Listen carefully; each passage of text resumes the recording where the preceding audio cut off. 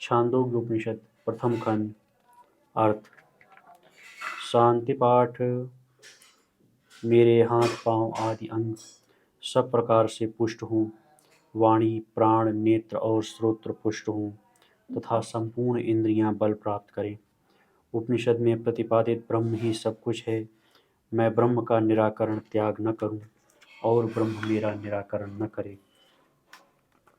इस प्रकार हमारा अनिराकरण निरंतर मिलन हो, अनिराकरण हो।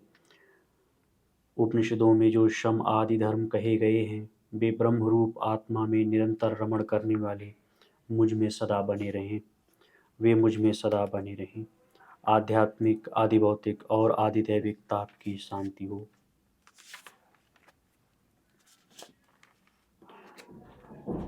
उद्गीत दृष्टि से ओंकार की उपासना। ओमित्ते ओम यह अक्षर उद्गीत है, इसकी उपासना करनी चाहिए।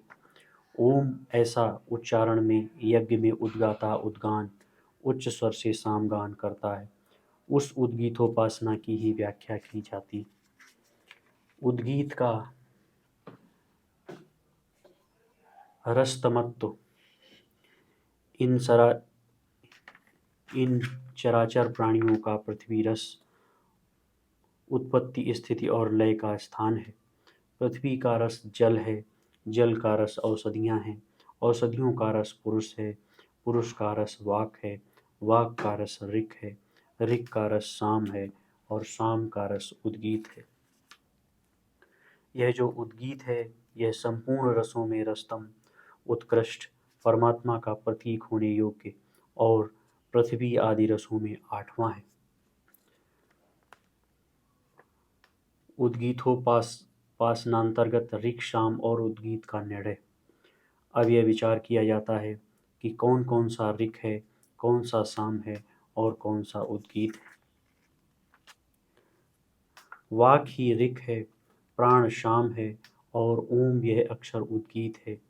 ये जो ऋक और साम रूप वाक और प्राण हैं, परस्पर जोड़े हैं, मिथुन हैं। वह ओमकार में संश्लिष्ट मिथुन के समागम का फल। वह यह मिथुन ओम इस अक्षर में संश्लिष्ट होता है। जिस समय मिथुन के अवयव परस्पर मिलते हैं, उस समय वे एक दूसरे की कामनाओं को प्राप्त कराने वाले होते हैं। उद्गीत दृष्टि से ओंकार की उपासना करने का फल। जो विद्वान उपासक इस प्रकार उस ओंकार का उपासक उद्गाता भी उसी के समान धर्म से युक्त होता है, यह बतलाया जाता है। जो विद्वान उपासक इस प्रकार इस उद्गीत रूप अक्षर की उपासना करता है, वह संपूर्ण कामनाओं की प्राप्ति कराने वाला होता है। ओंकार समृद्धि गुण वाला भी है, सो किस प्रकार? वह यह ओंकार ही अनुज्ञा अनुमति सूचक अक्षर है। मनुष्य किसी को जो कुछ अनुमति देता है तो ओम ऐसा ही कहता है, यह अनुज्ञा ही समृद्धि है। जो इस प्रकार जानने वाला पुरुष इस उद्गीत अक्षर की उपासना करता है, वह निश्चय ही संपूर्ण कामनाओं को समृद्ध करने वाला होता है। ओंकार की स्तुति। उस अक्षर से ही ऋग्वेद आदि रूप त्रयी विद्या प्रवृत्त होती है। ओम ऐसा कहकर ही अध्वर्यु आश्रावण कर्म करता है। ओम ऐसा कहकर ही होता संसन करता है तथा ओम ऐसा कहकर ही उद्गाता उद्गान करता है। इस अक्षर परमात्मा की पूजा के लिए ही संपूर्ण वैदिक कर्म है तथा इसी की महिमा और रस व्रीहि यवादि हवि के द्वारा सब कर्म प्रवृत्त होते हैं।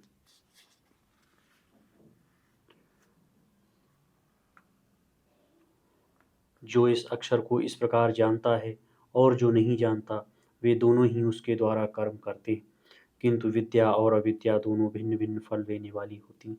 जो कर्म विद्या श्रद्धा और योग से युक्त होकर किया जाता है, वही प्रबलतर होता है। इस प्रकार निश्चय ही यह सब इस अक्षर की ही व्याख्या है।